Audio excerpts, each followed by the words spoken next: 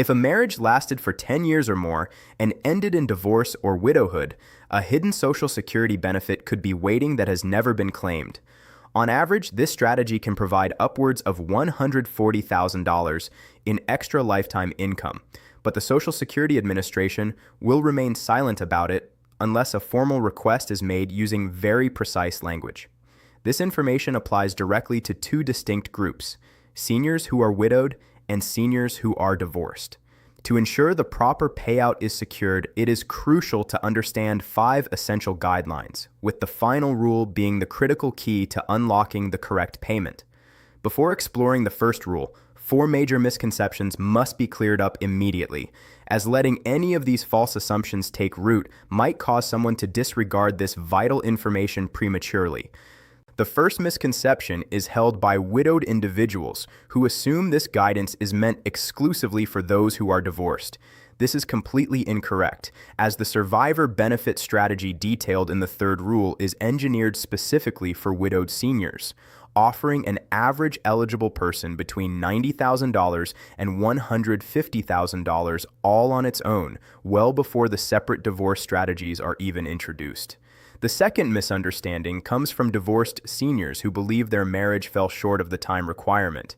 The official timeline requires at least 10 years to have elapsed from the date on the marriage certificate to the date on the final divorce decree, meaning that if those two legal documents span more than a decade, this qualification is successfully met.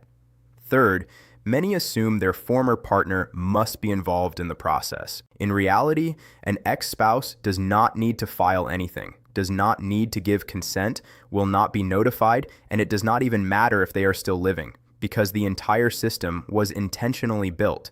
So a divorced or widowed individual can apply for these funds without ever establishing contact with their past partner. Fourth, people who are already collecting Social Security often think they are locked out of these options, but reviewing the details of the third rule is essential, as a strategic switch might still be available to permanently boost that monthly deposit. Understanding why the local Social Security office has never brought this up requires looking at how the agency operates, as they manage more than 3.5 million standard retirement applications every single year. Because the vast majority of claims are routine, agency representatives are primarily trained to handle basic filings, leaving the highly specialized strategies for widowed and divorced individuals overlooked. In fact, a 2023 report by the Government Accountability Office revealed that agency personnel frequently provided incomplete or flat-out wrong guidance regarding spousal and survivor claiming methods. This does not happen out of dishonesty, but rather because standard employee training simply fails to cover these complex scenarios in depth. The agency is set up to process exactly what is submitted on the paperwork. If a standard retirement application is handed in, they will process a standard retirement application, and they are under no obligation to inform an applicant that a far more lucrative path exists. Bridging that information gap is exactly what this breakdown accomplishes across 5 clear rules. The first rule outlines the independent entitlement held by widowed and divorced seniors that rarely gets made public. The second rule breaks down a highly specific method reserved for divorced seniors born prior to January 2nd, 1954, which remains a narrow but vital window. The third rule details the primary strategy for widowed individuals as well as divorced seniors whose former spouses have passed away, a wide-open pathway in 2026 with no birth year restrictions that holds the largest financial figures in this discussion. The fourth rule explains the zero-contact guarantee, proving why a former spouse is never called or mailed and why their own monthly check remains entirely untouched. Finally, the fifth rule provides the exact word-for-word phrases to use when speaking to a representative, which is critical because using the wrong terminology will trigger an incorrect application that cannot be undone once it enters the system.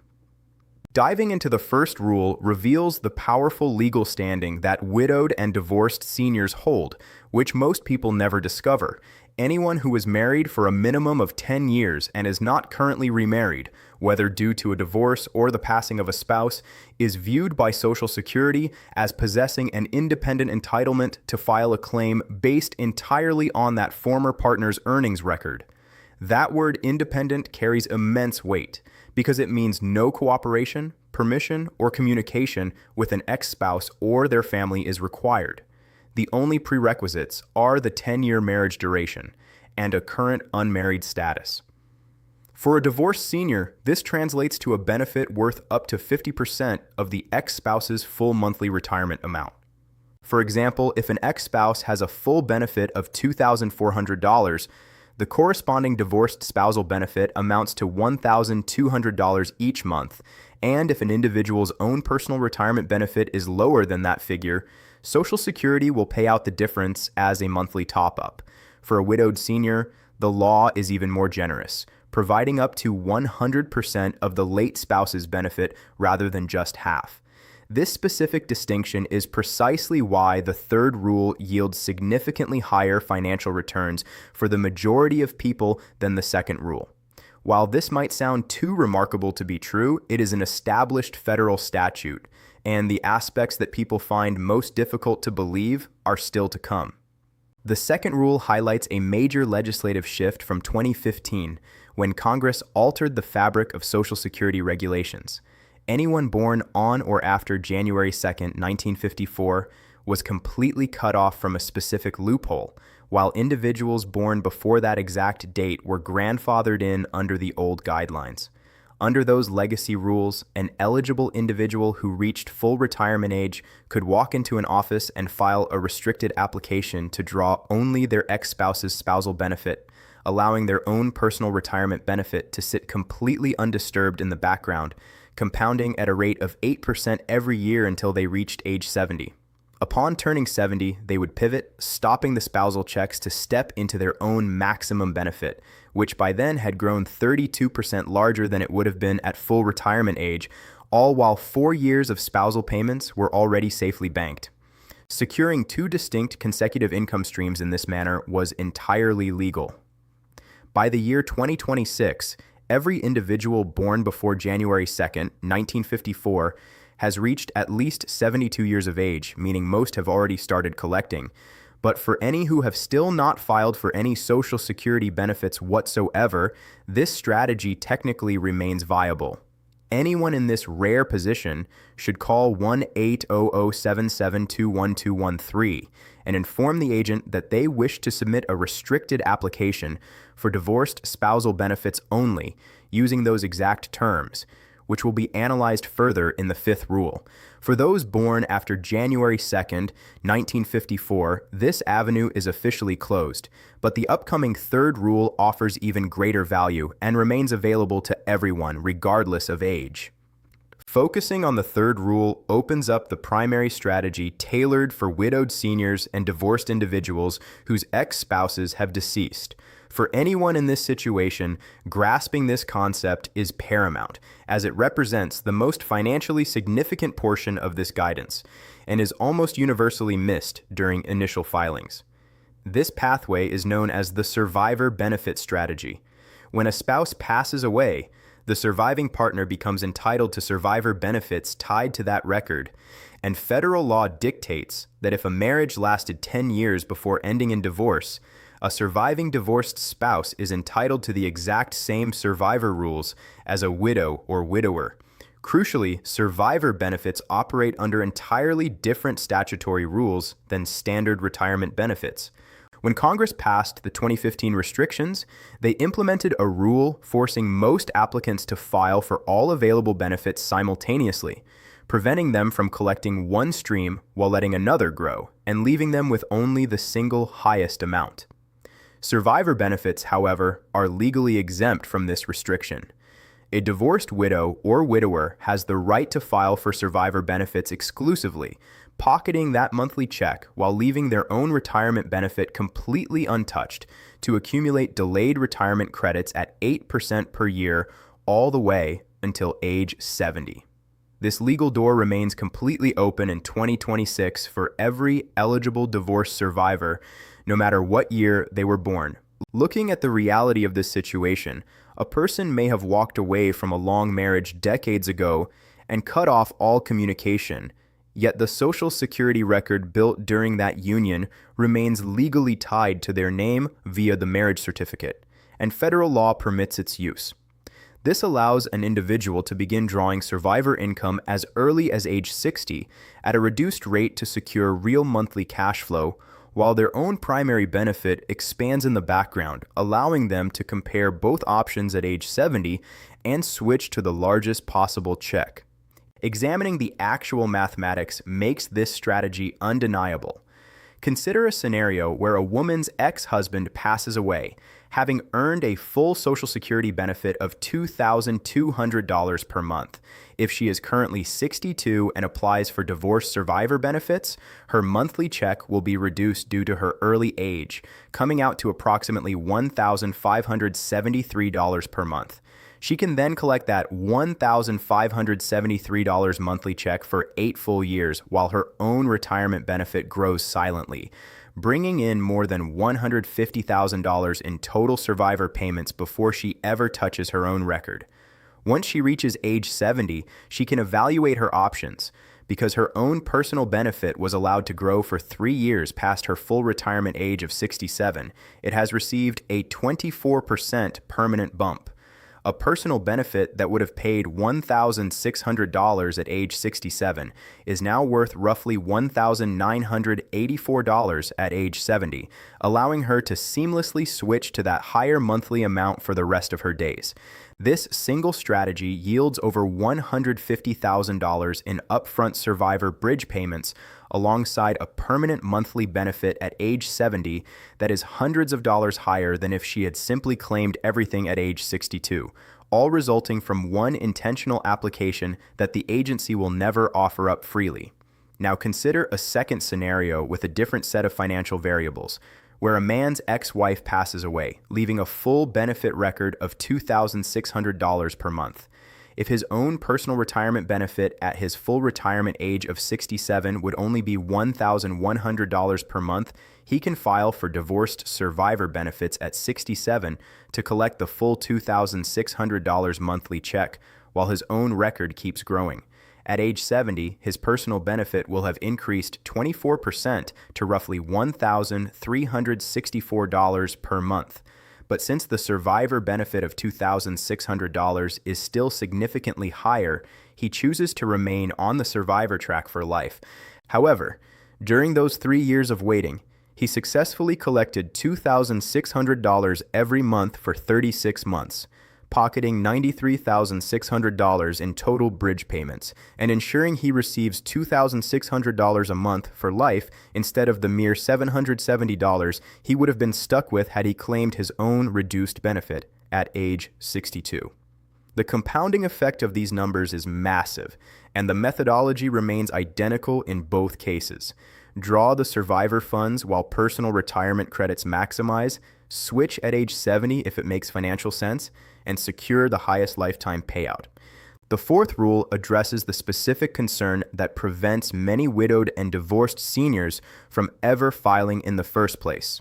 If a former spouse has passed away, there is no estate to deal with, no relatives will receive notification, and there is zero financial fallout for anyone in their former household.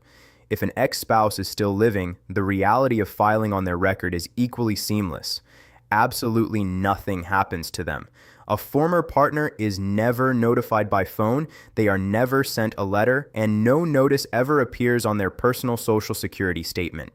When a divorced spousal or survivor claim is initiated, the agency does not reach out to the ex-spouse because there is no legal requirement within the Social Security Act mandating such contact.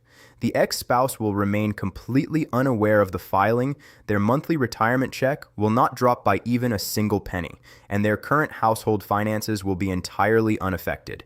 Even if the ex-spouse has remarried, the benefits of their new partner remain completely safe. This bears repeating because it runs contrary to common assumptions. A claim does not diminish what an ex-spouse receives, as the government funds a divorce benefit as an entirely separate federal obligation that is not drawn from their account or deducted from their check. There is no looming confrontation, no uncomfortable phone conversation, and no legal notice. There is only a standard application and a monthly deposit. The necessary documentation can be compiled entirely independently, requiring only a Social Security card or verified number, a birth certificate, a marriage certificate, and a final divorce decree showing a gap of more than 10 years between the marriage and divorce dates.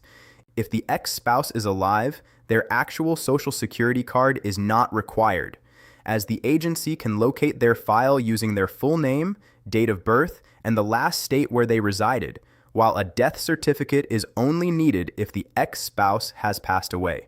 For those who have already filed for their own personal retirement benefits years ago and feel they missed the boat, a window might still be open for the survivor strategy, depending on timing. If an individual submitted their own retirement paperwork before their ex-spouse passed away and that ex-spouse is now deceased, it may still be possible to execute a switch to a divorce survivor benefit if that amount exceeds their current monthly check. Because survivor benefits follow an entirely independent set of regulations, a retroactive adjustment is viable in specific contexts, meaning a call to 1-800-772-1213 to ask about eligibility to switch to a divorced survivor benefit using the late ex-spouse's name, birth date, and date of death could permanently alter a senior's financial landscape. For anyone who has not yet filed for any benefits at all, they stand in the absolute best position to deploy this strategy to its maximum potential. The fifth rule provides the exact blueprint of what to execute and precisely what to say.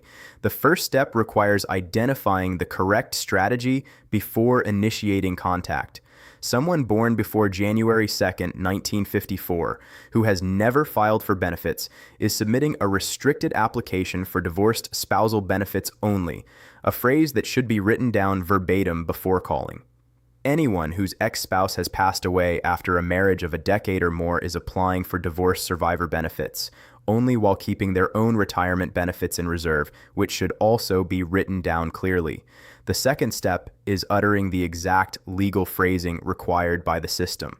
A widowed individual applying for survivor funds must state that they want to file for survivor benefits on their late spouse's record and that they are not filing for their own retirement benefit at this time. A divorced individual whose ex-spouse has died must say they want to file for divorce survivor benefits on their former spouse's record and that they are not filing for their own retirement benefit at this time. Someone eligible for the legacy restricted application must state they want to file a restricted application for divorce spousal benefits only and that they are not filing for their own retirement benefit at this time. These phrases must not be summarized or altered because the terms restricted and my own retirement benefit at this time serve as the exact programmatic flags the internal software looks for. Without them, an agent may accidentally open a standard application, sealing that financial window forever. The third step is knowing when to halt the conversation. If an agent uses the phrase deemed filing during the call, the applicant must stop them immediately. Deemed filing is the specific rule that forces a simultaneous claim on all benefits. And while it does not legally apply to survivor benefits, many agency workers will mistakenly mention it out of sheer habit. If this occurs during a survivor application, the clear response must be that survivor benefits are not subject to deemed filing under current Social Security law, and that the application is for survivor benefits only. If the representative expresses confusion or disagreement, the applicant should immediately ask to speak with a technical expert or a claims supervisor before allowing any data to be processed, as a single poorly handled phone call can permanently wipe out the entire strategy. The fourth step involves understanding the timeline rules, as survivor benefits can start as early as age 60 with a permanent reduction that shrinks the closer one gets to full retirement age. If someone is within a year of that milestone, waiting out those final months can dramatically maximize total lifetime payouts. whereas standard divorced spousal benefits require the living ex-spouse to be at least 62 or the divorce to have been finalized for a minimum of 2 full years. Finally, the fifth step is making the final pivot at age 70. This represents the conclusion of the strategy, requiring a simple phone call to inform the agency that, having reached age 70, the goal is now to switch from the current benefit over to their own personal maximized retirement benefit. Ultimately, the seniors who leave massive amounts of money behind with Social Security are not individuals who lacked financial discipline. They are simply people who walked into a government office, signed whatever paperwork was slid across the desk, and returned home assuming they had received everything they were owed. The agency workers are not acting maliciously, but the bureaucracy is simply not designed to volunteer the most lucrative paths. Possessing this specialized knowledge is the sole dividing line between the seniors who collect these funds and those who miss out completely.